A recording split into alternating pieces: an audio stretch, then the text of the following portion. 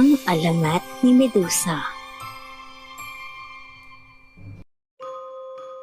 Noong unang panahon, sa malayong kahariang napapaligiran ng malalawak na hardin at makukulay na bulaklak, may isang dalagang nagngangalang Medusa. Siya ay kilala bilang pinakamaganda sa kanilang bayan.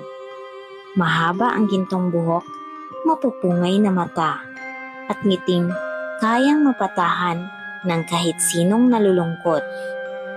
Ngunit higit sa kanyang kagandahan, si Medusa ay kilala sa pagiging mabait. Madalas siyang tumutulong sa pagtatanim, maghatid ng pagkain sa matatanda, at magbigay ng payo sa mga batang umiiyak. Ngunit sa kabilang bahagi ng kaharian, may isang diwata na nagbabantay ng kagandahan, si Diwata Silena, na sobrang ipinagmamalaki ang kanyang ganda. Nang mabalitaan niyang si Medusa ang pinakabinibigyang puri ng mga tao, unti-unting nagdilim ang kanyang puso. Paano naging mas maganda sa akin ang isang immortal?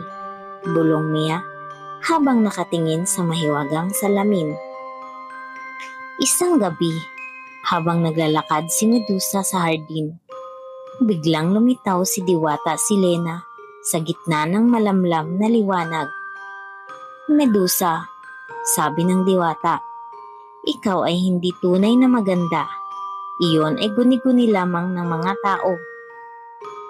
Natigilan si Medusa, ngunit bago pa siya makasagot, itinaas ng diwata ang kanyang baston.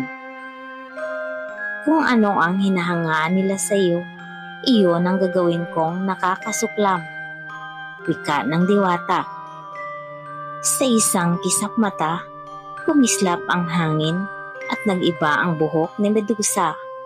Naging mga ahas na humihis at gumagalaw